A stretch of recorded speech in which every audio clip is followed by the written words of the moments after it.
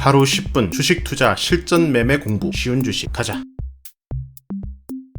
자, 금요일 밤 우리장이 끝나고 미증시가 급락으로 마감을 했어요. 요게 좀 좋지 않은 것 같아요. 우리가 한 주 금요일 끝나고 난 다음에 미국이 한 주 더 금요일이 끝나잖아요. 우리가 미국을 따라가는데 미국보다 먼저 끝난다는 게 좀 좋지 않은 것 같습니다. 자, 미국 금요일 마감이 이렇게 급락이 크게 나왔습니다. 갭 하락으로 나왔고 S&P 500은 마이너스 2.8%, 다우지수도 밑으로 급락 2.1%, 나스닥도 급락, 갭 하락 무려 3.8% 급락입니다. 참 아이러니하게도 견조한 고용시장 때문입니다. 우리가 일반적으로는 고용시장이 상승, 그러니까 취업자가 증가를 하고 실업률이 하락을 내야 증시는 상승을 할 수가 있습니다. 이것이 일반적인 것이에요. 그렇게 되면 지금 하락장을 충분하게 거치고 난 다음에 6개월 뒤가 될지 1년, 2년 뒤가 될지 모르겠지만 실업률이 높아지고 난 다음 다시 실업률이 낮아지는 상태, 고용이 줄어들다가 다시 고용이 늘어나는 상태, 그때가 증시 바닥일 가능성이 커요. 그런데 지금은 그 상식과는 다른 현상이 벌어지는 상태이죠. 지금은 전 세계가 인플레이션을 잡기 위해서 노력 중입니다. 미국이 지금 금리를 올리는 이유가 바로 이 인플레이션을 잡기 위함이죠. 경제가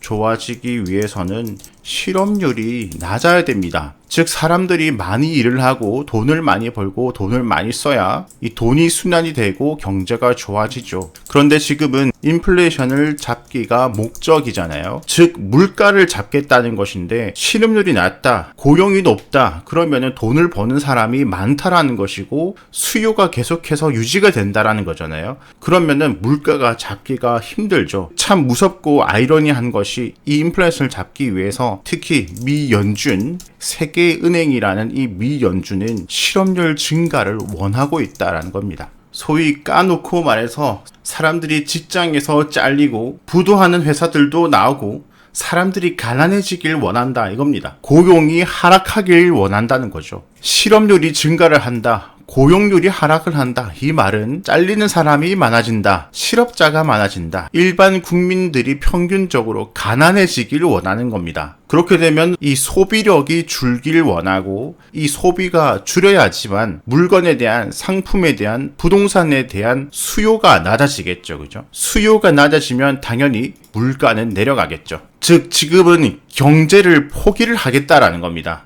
인플레이션 잡는 것이 1순위라는 거죠. 경기 침체를 바라고 있다. 요것을 잘 인지를 하셔야 될 것 같아요. 자, 이렇게 인플레이션을 잡게 되면 고용률이 낮아지고 기업들은 투자가 줄어들게 되고 그러면 경기 침체가 올 수가 있겠죠. 경제가 안 좋아지겠죠. 그렇게 물가가 안정된 다음 다시 돈을 풀어 경기를 부양하겠죠. 여기로 넘어갈 때가 증시 상승기가 되겠죠. 물가가 안정되는 것 체크를 하고 금리 인상을 멈추고 지금 인플레이션을 잡기를 원하니까 어느 순간부터 실업률이 높아질 겁니다. 점점 일하는 사람이 줄어들다가 그러다가 이런 현상이 벌어지고 난 다음 고용률이 높아질 때 그때가 바로 지수 바닥일 가능성이 크죠. 그것이 1년 뒤가 될지 3년 뒤가 될지 5년 뒤가 될지는 아무도 모르는 것이고 그때를 위해서 우리가 현금 비중은 항상 지금 가지고 있어야 되는 것이고 자, 아직까지 이 고용이 견조하다. 실업률은 50년의 최저 수준으로 떨어진 것으로 나타났다. 9월 실업률은 3.5%로 전월 3.7보다 하락하면서 고용시장이 탄탄하는 것을 보였다. 요것을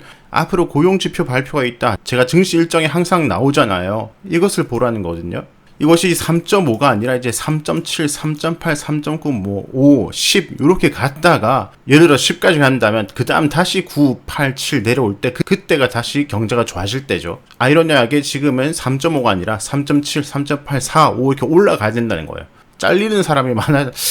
참 좀 그런데 무슨 말인지 아시겠죠? 고용 견조하다. 그러면 금리 인상을 멈출 수가 없죠. 물가를 잡아야 되니까. 자, 여기에 플러스 지금 국제유가가 다시 올라가고 있죠. 오펙 플러스가 대규모 감산 때문에 4일 연속 상승을 하고 있다. 이런 뉴스인데 자, 오펙 플러스는 왜 감산을 하나요? 가격 올리려고. 이 가격이 오르면은 적게 팔고 많이 벌잖아요. 산유국들, 즉 뭐 사우디 등이 본인들 돈을 더 벌기 위해서 세계 경제가 어떻게 되든 본인들이 돈을 더 벌겠다라는 거죠. 일반적으로는 국제유가가 상승한다 그럼 경제가 좋다고 해석할 수도 있는 거예요. 그것도 일반적인 것인데 지금은 또 상황이 다르잖아요. 지금 러시아 사태 때문에 공급망 문제 때문에 지금 올라가는 거잖아요. 그러니까 이제 경제가 좋을 때 국제유가 상승과는 지금은 다르게 안 좋은 상승이죠. 유가가 상승하면은 이 인플레이션을 잡기가 더 힘들어지죠. 이 세상 모든 것이 원유로 돌아가지 않습니까? 자동차부터 배, 항공 모든 것이 이 원유로 돌아가고 이 원유 가격이 상승하면 운송비가 늘어나니까 소비자 물가는 더 올라갈 것이고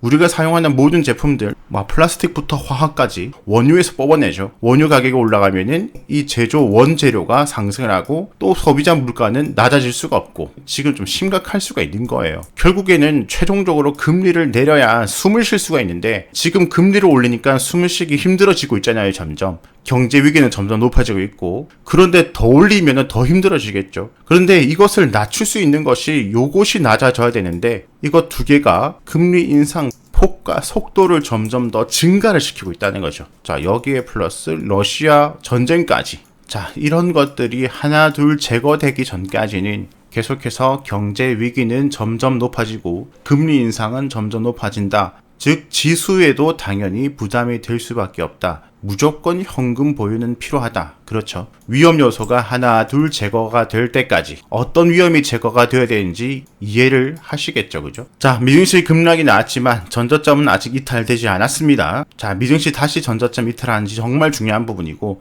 결국에는 20선에서 또 저항을 받는 모습이죠. 자, 미증시가 20선 저항받고 저점 지지받고 요렇게 흘러가다가 또 돌파를 해줄지 저항받고 여기를 그대로 이탈하는지 잘 보셔야 되고 국내 증시로 돌아와서 미증시 크게 내렸으니까 월요일에 크게 또 내려갈 가능성이 크겠죠. 5선도 이탈하고 계속해서 제시가 되고 있는 이 매물대도 이탈할 가능성이 크겠습니다. 그 다음 봐야 될 곳이 바로 이 갭 부분이 되겠죠. 이 갭 부분의 상단을 밑으로 깨버리면은 여기까지 점점점 내려갈 확률이 크겠죠.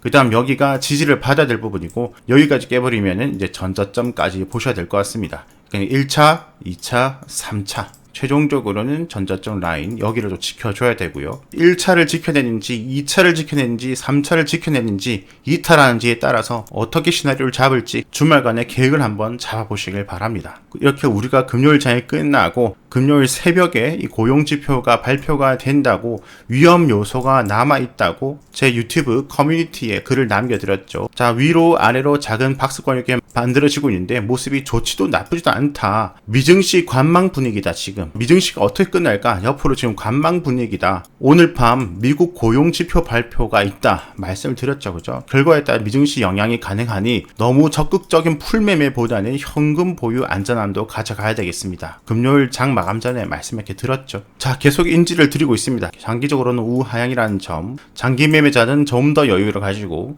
단기 매매자들은 여기 안에서 짧게 나오든 크게 나오든 짧게 나오든 크게 나오든 반등기는 꼭 존재합니다. 하지만 우하향 중이니까 수익을 짧게 보도록 해야 되는 그런 시장임을 꼭 인지를 하시길 바랍니다. 주말간의 계획을 한번 잘 짜보세요. 미증시 계속 쳐다보고 국내 증시 계속 쳐다보시길 바랍니다. 언제나 화이팅 하시길 바랍니다.